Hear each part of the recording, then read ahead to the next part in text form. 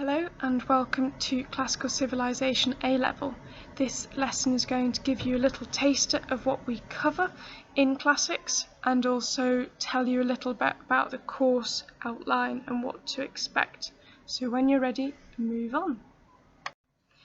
First of all, I would like you to look at all of these items and brands and think about what the connection is between them.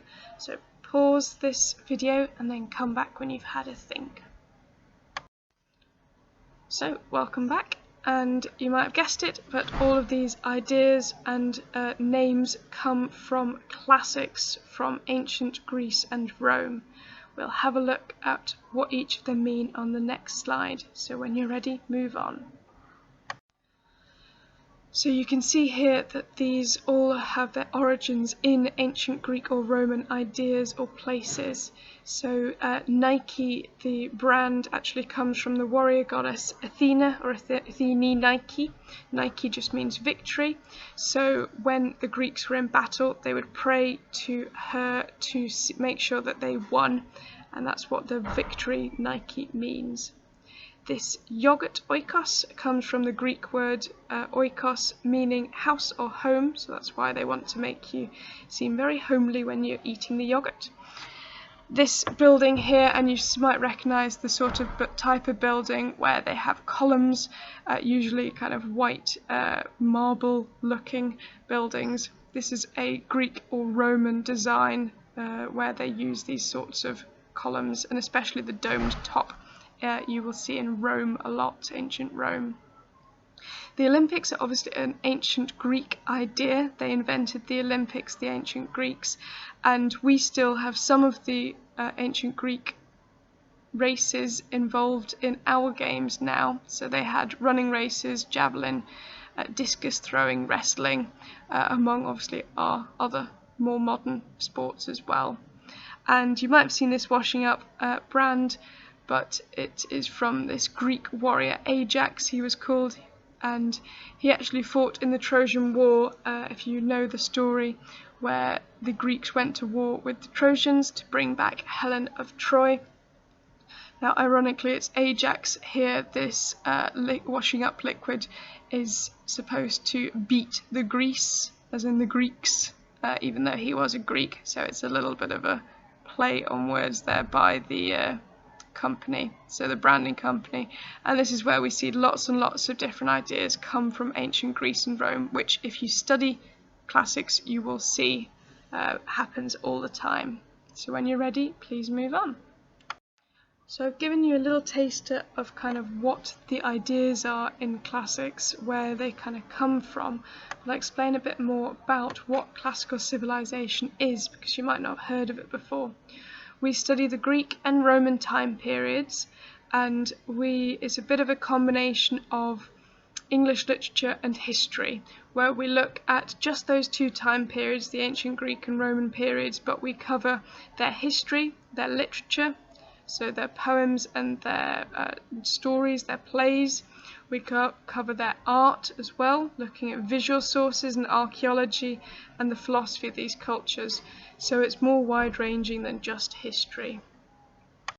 Now here we're going to see a few more ideas that have been influenced by ancient Greece and Rome, especially our kind of modern culture, TV and film shows.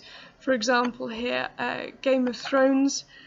We can see where we will be studying about Aeneas, this ancient Roman hero, where he has to go on an epic journey from Troy to go to Italy to find a home in Rome, similar to how kind of Daenerys, might be travelling to Westeros to kind of come home, and this journey also takes ages for both of them. So they've sort of borrowed the ideas from the ancient Romans there. Similarly, writers also use ancient Rome for inspiration. So the Hunger Games actually used this idea that this writer, Juvenal, ancient Roman writer, came up with, that he said all the people want is bread and circuses, in Latin panem et circenses, where basically all they care about is food and entertainment. and this is obviously taken up in the Hunger Games quite literally, because the country is panem, from this Latin word meaning food, and what the people want, is this extreme form of entertainment, which could argue, that some people today still say that people just want food and entertainment, they don't care about anything else. So ancient Roman idea is still very relevant today. And lastly as well, J.K. Rowling very much inspired by the ancient Greeks and Romans for her monsters and for her spells. So we have lots of magical creatures from ancient Greece and Rome, including the three-headed dog, who's called Cerberus, and she's renamed Fluffy, was there to guard the underworld. And also lots of her spells are from Latin, which is the Romans' language. So you can see here a few different versions, how she was inspired to create her spells. So just wanted to give you a taste of kind of even more influence throughout the ancient Greek and Roman world, how it can inspire us and why it's therefore really relevant today still. Now, part of what you'll be looking at in the first year is ancient Greek mythology. And specifically looking at Greek religion and the gods. And I just wanted to share with you a few stories here of how the gods are pretty weird, pretty unusual. So you can see here that especially they have a lot of affairs with each other and with mortals, and then end up creating quite terrifying monsters. Including as well Medusa. She originally was actually a woman and she was turned into the monster. So they have a lot of fun, the ancient Greek gods here. So a task for you here is to go onto this website, theoi.com, and have a look at the Olympian gods, they're called. The Olympian gods are the usually 12 gods that are living on Mount Olympus, and I'd like you to have a look at them and see what their main powers characteristics are. You might be familiar with them from watching Percy Jackson or reading the books. And I'd like you to pick your 3 favourite gods and create a little template like this on the top trumps card for them, and then have a think and write down, or just think about which god is best overall and why. So pause the video while you do this, and then come back to it and we'll move on. So you've had a little taster of the sort of content we'll be looking at. Now I'll explain a little bit about the outline of the course. So we have 3 modules that are all sat at the end of the 2 years with 3 exams. The first module is the World of the Hero, where we'll be reading in your first year something called Virgil's Aeneid, which is a Roman epic, where we have Aeneas as our hero trying to get to Rome, or to Italy. Then you'll be reading in the second year Homer's Odyssey, if you recognise the name Homer from Homer Simpson. It's where it comes from, and it follows, this is a Greek epic following Odysseus, a Greek hero trying to get back to his home, and that will be contained at the end of the 2 years in one exam, 2-hour 20-minute exam. You will then study a different module, Greek theatre. That's going to look at some tragedies, some comedies, as well as some visual sources, some archaeological sources. So if you're interested in more of the history, the archaeological side, this is more for you. And then we also, in your first year, will be looking at Greek religion and see what the gods were like, how the Greeks portrayed the gods, including weird and wonderful things like mystery cults and how they got gods to heal them. Now, all of these modules are including essay-style questions, so please make sure you do enjoy writing essays, and if you're not, I suggest you choose something else. We do look at literary sources, as you can see from the Aeneid, Odyssey, and some of our plays, but also some historical sources with the archaeological sources for Greek theatre and Greek religion. So it's a good balance there if you like English and history, that sort of thing. So when you're ready, please move on. So why classics is awesome and you should take it.